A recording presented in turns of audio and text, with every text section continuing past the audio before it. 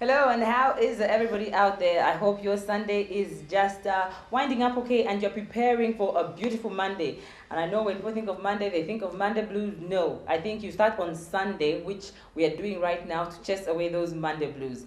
Now, how many of us have been in a position where we split with our partner, especially if you're the party that does not want to split, either through divorce or unfortunately through your partner passing on. You go through this phase which is very difficult and complex, which personally I think is a personal experience and you can't say somebody feels like this. So if you are that person or maybe you know a friend who's gone through that, this is our core business for today.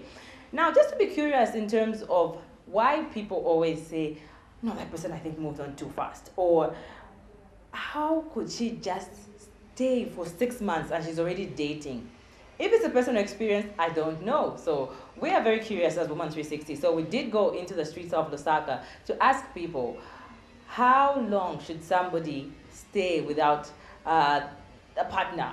Everyone loves to be in love and everyone wants to feel loved and give out love. So how long should a person be on their own in terms of being ready to start dating or just have another person in their life? So let's go into the streets of Lusaka and then join me on the other side. Me, I would say it depends on how you feel and the connection that was there between you and your spouse. Okay. Because there are times whereby even when you are together, the heart is somewhere else. This is where we find a situation whereby you find that in a month or less than that, someone is in her own ways. Sure. So what is there is the connection that was there when the other one was still alive. That is what I would say. Okay. Sure. And you? As for me, when say my spouse dies, and maybe if we, as she has said, we were in a good relationship, I won't get married anymore. But if it means that maybe was not too, the relationship wasn't sound, I would move on very fast. I wouldn't even take time. Thank you. Like to Just to move on to the next person. move on to the next person. Especially Wow. for like women. It depends on how much you loved that person area. That's what I can say, I think. It depends on how much you loved that person area. And then it takes, it depends on how long it takes for you to forget completely about the past. Because I mean, if I still have that memory of the person whom I just maybe divorced or anything, then it will take time for me to move on to another person. It may go even 2 years or 5 years if possible. More especially like maybe I had some kids, then I'll wait for my kids to grow up because I wouldn't love my kids to be taken care of somebody else. You never know, maybe the person you go to has got different heart compared to the heart that the mother had before. So it depends. Yeah, it depends on, also you have to look at the person also you're going on to. If that person has children, then you can move on because you already have children. Then those children, her children, your children will come together. And then you start looking after those children together. So, yeah. Thank you. Okay, welcome. 2 months. 1 month. Okay, I wouldn't say much because you see there are traditions involved. Even religious-wise, there are certain beliefs that have to be followed. But I think it all goes down to the individual person, what they really feel like or what they really want to do by the end of the day. It might be depending on their cultural beliefs or religious beliefs. But speaking for myself, I would think if it's through divorce, I don't think I would want to go down that road again. But if it's through death, I mean, sometimes it's about, you know, how close you were with that person, you see? So if I was very close to my wife, I think I would take even up to 10 years. All right. Yeah, Thank you so much. you're welcome. All right, now that we've heard those views, people have different opinions on what time one would be ready and what causes one to stay that long. Let's go to the expert. I went to Ndeke House here in Lusaka, and this is the Ministry of Health. I spoke to a gentleman called Friday Salamo, and he is a mental health specialist. And you know, when something that's dealing with your emotions, your psyche, It's very complex, but he's spoken to a lot of people who've been through divorce, who've been through death of a spouse, and he gives us his expert advice on what exactly this is and what time is too much and how long is too little time, or if you say I'll never be ready, maybe you have not healed completely. Let's listen to this chat. People who have lost somebody have issues, and issues which they cannot resolve on their own, requiring a third party who is uninvolved, usually a professional person, a counselor, a therapist, sometimes a psychiatrist, who is trained to appreciate what the person that has encountered loss is going through. So the process depends on the intensity of the loss and at what stage of the grieving process the person is at. Usually it's the time when they feel so sad, so depressed, so lonely that they stop eating, they stop associating, they withdraw completely, they are just crying continuously, and a family member who is concerned may decide to, ask for professional help. Most of the people I see come in that stage. Are most people willing to come through? They do. Okay. Because if you are in such a situation, you definitely feel the need for professional help. What happens usually before professional help is sought is that the family members who are not trained to handle this may pump in different ideas. Oh, how you are feeling? Oh, it's because you didn't mourn properly. Oh, you didn't do this ritual, so the dead person is actually haunting you, the ghost is coming. Oh, haven't you been hearing footsteps in the house? And these are things that really happen as illusions to a person who has lost somebody. Oh, don't you dream about this person? If you are dreaming about them, it means they are coming back. So all these myths, misconceptions, and other taboos combined together begin flooding a grieving person, and they confuse them. Well, culturally we say if you've lost a loved one, at least 1 year down the line, or 2 years, for a man is okay. For women they say, well, 5 years. In some cultures they would not even permit a woman to start dating because that may be misconstrued as a taboo. But professionally speaking, I think the best time to start dating or to get re-established, as we call it, is the time when the person who is grieving feels they have healed enough and they can venture into another relationship. The mistake many people will make will be to start dating as a means to cover up for the loss and the loneliness, and then they make those mistakes which they later live to regret about. So the best time would be depending on how long this person has mourned, and remember, mourning sometimes or grieving may begin even before the person died.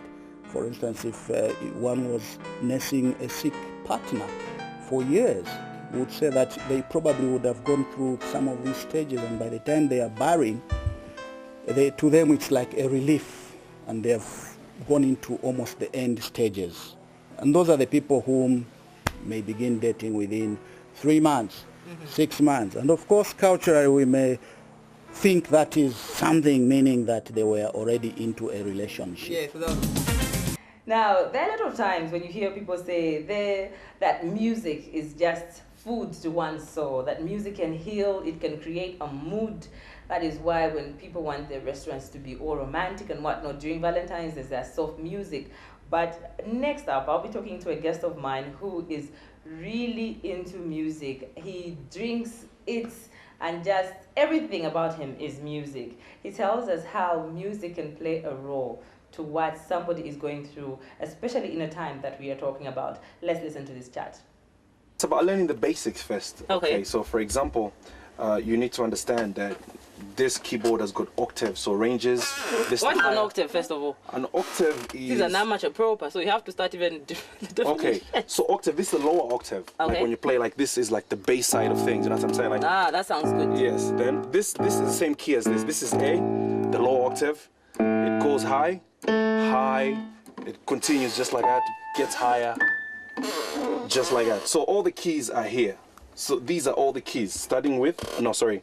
The keys are here, starting with C, D, E, F, G, A, B. Maybe they look the same. How do I differentiate them? They look the same. You have to look out for these. You see when you see these two black notes? Oh, yes, I see there's 2, Yeah. there's 3. Yes, this is C sharp and this is E flat.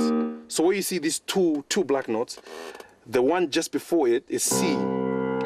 So after this black note here, the next is D. So this is C, C sharp, this is D, this is E flat, this is E, okay? This is F, F sharp, G, A flat, A, B flat. How are you, first of all? Good. It's always good to talk to you, and yeah, and welcome to the studio. Thank you. Lovely studio, in fact. It's whenever you go, you know, you are in the studio, but then it's so different from our studio. There's so much going on, and it's nice. I like it. There isn't so much going on, actually. You know, just speakers there, your sound card. Yeah, right, because it's your home, so you can say that. Okay, anyway. Firstly, let me ask you this question, because I've been asking it throughout the program. Do you think there's a specific time for a person to move on? No. There's no specific time. Why do you say that? Because I say so. I'm just kidding. Okay. Well, when I say there's no specific time, what I mean is we all build differently. We all heal differently. You know, time is a healer, obviously. So, you know, as time goes by, some heal fast. Some take a really long time to get over certain people, depending with how much love you had for your partner. So that's what determines how long it's going to take for you to move on. But some, you see, for example, if you're in a relationship and you see the good side of it, like, for example, you broke up and you knew it was the right thing, then I don't think it's going to take you a very long time for you to heal, because you know that even if it's going to hurt a little bit, you move on and you know you've done the right thing, because then you know you'll probably move on and find somebody that is going to be worth it. So it will not take as much time. But if it's a situation where you really love that person so much and wow, you feel like she was the only one, and you try to make comparisons with other people, then it might take a very long time for you to get over it. Okay, let's now get into the music. Firstly, when people say music is food to my soul, what do they really mean by that? Well, music is, I mean, for the longest of time, everybody has known music to be a comforter. I mean, we use music as a hideaway, you know, especially soulful music, you know, music that speaks to you, you know, like heartbreak kind of music. It heals you. Sometimes I don't know whether I'm a weird guy. Even in my saddest moment, I like to listen to sad and very soulful music. Some people find that a bit depressing, but you know, for me, it sort of revives me, and it puts me in a very good place when I listen to very soulful and sad music, and that's the reason why I like to make very soulful. So would you agree to say that music does help somebody through something? How does it heal? What emotion does it play on? Is it emotions? Is it the physique? What does it really do? It does. I mean, the more you listen to that emotional music, you know, it touches your soul, and you just get engulfed into the music, and it just starts to speak to you, and that's just like a hideaway. You know, if you want to lock yourself in a room and listen to music and cry, you cry as hard as you want to do. The music is going to help you do that. And sometimes the words play as encouragement. You know, there's certain music that encourages you, and believe it or not, it does help. You know, there's certain music that is very encouraging. You know, when you're going through a certain patch, and you know, the song tells you, look, you don't have to worry. You know, this has happened to almost everybody. There's a brighter day afterwards. You know what I'm saying? I mean, the sun will rise one day, so don't feel bad about it. You know, pick yourself up and just move on. So it's okay to listen to very depressing. Who can I think of right now? Yes, Tony Braxton type of music. Yeah. Won't that dig your feet even deeper? Like I said, it depends. I mean, I don't have a problem listening to that kind of music, and I love to listen to that kind of music. Not that I get depressed or anything, but it depends. Some will rather listen to very up-tempo EDM kind of music, and I also prefer to listen to soulful music. Okay. Yeah. Maybe we go to the genres, like you're already saying, up-tempo kind of music. And in Zambia, in Africa, if someone had to find Julie, you've just let's say we go to loss, you just lost your partner, and then you're listening to very hype music. Does that augur well? How does that say something about you, or how does someone just explain what they're going through and how that music is just playing a part? Like I said, we all different, you know. Some people will tell you they find comfort listening to that kind of music, and when they listen to very soulful music, they get depressed. It's very depressing, so they'll rather not listen to it. So it just depends with what goes well with you. You understand? I'd rather listen to an inspirational song, something that will inspire me, something that tells me, you know, there's going to be a brighter day next, you know, something that will uplift me. That's what I'm going to listen to. And I think that's what most people will listen to anyway. So it all really depends. Okay. Yeah. Now, give a message, just look into the camera and give a message to somebody who's going through a low, but then they're ready to move on. They want to just... Anyone can be going through a low right now. Yeah. And you know, why? Am I... No. Okay. Very good. That's nice. Okay. Yeah. Speak to somebody who's going through a low, and what music can do to them, and what you found in music, what it does to you, what it does to a person in any kind of mood, basically. All right. Look, this kind of situations happen to the best of us. It has happened to me. It has happened to anybody. It's happened to pretty much everybody. And I think it's important for somebody to go through it, right? It is. I mean, it's a learning curve. It's a learning experience. You have to go through it to understand it. If you never go through it, you never understand heartbreak. You have to experience it. When you experience it, it even makes you stronger, and it makes you make wiser and correct decisions in the near future. So you have to go through the breakup, and it's not the end of the world. There's so many men out there. There's so many women out there. There's that one person out there for you. You know, you just have to keep looking. Never give up. You know, continue. Make the mistakes. Don't be scared to make a mistake. Don't be scared to take that risk. Take that risk, and who knows? And to a person who says, music, what is just talking because he's into music, those who don't appreciate music and what it can do, what can you tell them? Well, I mean, I don't have to try and convince you. I mean, you know, music speaks for itself. Music touches us differently. If music doesn't touch you, then you don't have an inner side of you that sympathizes with you. You know, music speaks to me. You know, it's a hideaway for me. I like to listen to very soulful music, inspirational music sometimes. Even when I'm not in a bad mood, it just makes me feel good. So, yeah, use it to help you. Yeah. Thank you so much, hey? Yeah, not a problem. Okay. Yeah, are you sure you're not going through? Nah. Okay, before we start revealing things here, he hasn't approved. He didn't even say, wow, that's beautiful. So clearly I can't sing. So let's... What do you mean? I was singing la la la la la all the time. No. So if the producer did not say beautiful, then clearly I cannot sing. So let's just go back into studio and see what Joey from Alice Joey has for us this time. Thank you so much for staying with us. All right, thank you so much for still staying with us. And we've come to most people's favorite part of the show, where you're going to get free tips on how you're just going to make yourself look better, grooming done by yourself.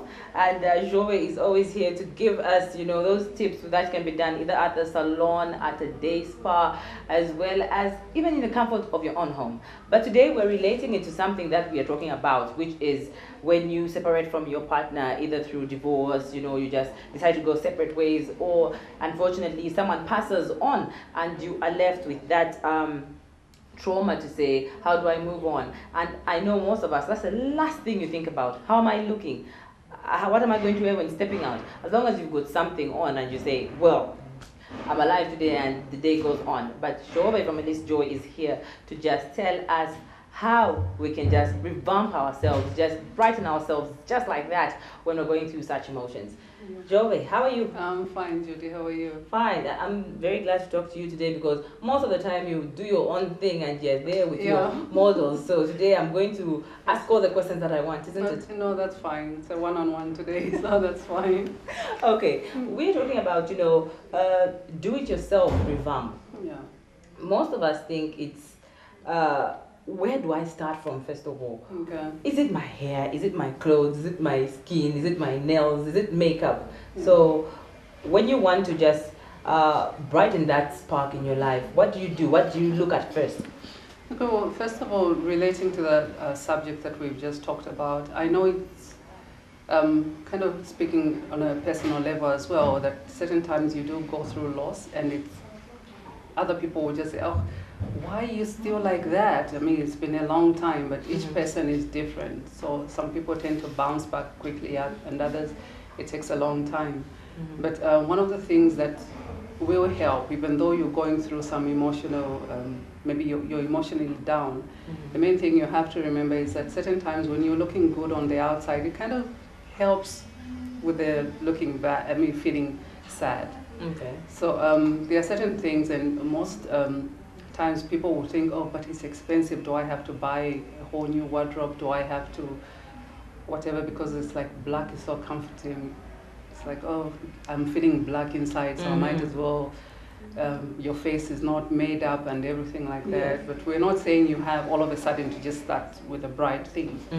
Now, one of the things you can do, for example, is just if you're still wearing the dark clothing thing, just start injecting one or two outfits with color, headbands, change your, certain times maybe with the rings, you're like, oh, well, especially in death where I have to wear the ring. No one says you have to remove your ring. If that's your favorite ring, carry on wearing it, but maybe just add on other things. And for example, go to the salon. I know it's certain times when we're going through certain things, we don't really want to be in company, but certain times it just helps. It's like force yourself. Just if you don't want to go out to meet your friends and everything, then just go to the salon, because they usually say that the hairstylists are hairstylists and therapists as well. So if you need to talk to someone, just go there. Then what should be on point is actually what I'm trying to say. Yes.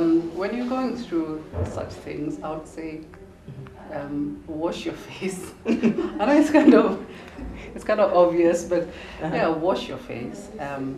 You don't have to. It's the things that you show, because even with the clothing, you can still wear the same clothes you were wearing, but it depends on what you're showing on your face, for example. And comb your hair. I wouldn't say there's only one thing, because you might, maybe for the cheaper things, it's like just combing your hair, brushing your hair, makeup, just wash your face. You don't have to put a whole lot of makeup, because all of us know there are certain times when there are people who will say, I can never leave the house without some eyeliner or mascara. So pick that one thing that will just make you look alive. It could be either just a sleek of mascara, just a line of eyeliner, or just a little bit of lipstick. Like, you know what, just put yellow if you are kind of a yellow person, or if you're not a yellow person, try to move away from the dull colors, because dull is just like, just put a little bit of color, even for your hair and everything. Then things like hair, there are some people who can pull off, like black people who can pull off blonde, who can pull off bright red. So just try to face yourself. Other people, it's like, oh, gray is, black hair is just so, I know it's a natural color of the hair, well, unless you're going gray, but black is just, so you just want something to be different, and for people to just look at you and say, wow, there's something different about you. Just change. You can, if you don't want to go full blonde or red, just go through the phases there, dark brown, then lighter brown, and until you get to a place where you're comfortable. I think the main thing is also don't just do, because other times when you're in a funk, your friends will say, oh, just pull yourself together. Just, what are you waiting for? But it's about knowing yourself. So just don't do what other people have been doing. Just know yourself. Okay. So if let's say Judy wants to change her look, what are the most, what points in either is it the fashion or the hair or the makeup should I look at to say I want to change what I was 2 months ago to just literally unclothe myself into somebody else? Okay. What are the points that we should look at in terms of the tips for grooming and fashion? Okay. Kind of related to that, there are certain times when, as women, we tend to be guilty because maybe one time you went and wore this outfit or you had your hair done a certain way and people were like, wow, you're looking nice. Yes. Before you know it, it's like 6 months later, 10 years later, you're still in the same the same kind of hairstyle, the same kind of outfits. I think for today, I would say one of the main things to look at is your budget. Because I'm not going to say go and change your wardrobe completely. So there are small things you can do.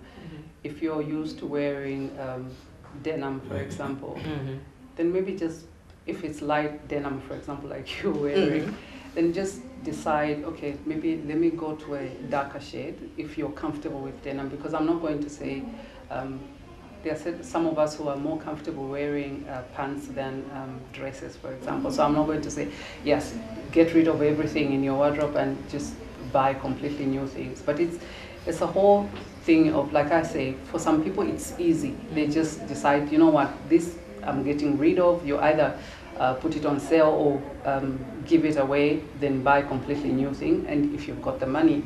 But for others, it's like, okay, today maybe things like earrings, it's like, okay, I'm so used to wearing studs, so how can I move on, change my look? Then you wear dangly earrings, you wear hoops, or you're not used to putting blusher, for example. You can't go from someone who doesn't put blusher to someone who puts blusher. It's a gradual process. I would say it's better you do the gradual process. Even with the outfits, if, change one thing on you just at a time, then it's easier for you to get more comfortable that way. Before we go, any message to somebody who's in a situation where they are ready to date and they want to go out there in terms of looking good and feeling good about themselves? So just your last words. Oh my goodness. You can actually look at them straight in the camera and tell them. I wish there was a formula, then I and other women would be doing that. But I think the main thing is, if you feel you're ready to go out there, just know yourself and know what you want. Then just change a few things to show that you are available and you're ready to date. Then just have fun as you go on your search. I like that, available. Thank you so much again, Joey. Thank you. All right, that interesting chat there just winds up Woman 360 for today. At least now we know which colors we should put on, either in terms of makeup or just in terms of clothing, just to see and tell people out there that this bright flower, and I'm ready to just live life to the fullest. This is all we had for you on Woman 360. Join us next week at the same time. I'm Judy Ngulube. Thank you so much.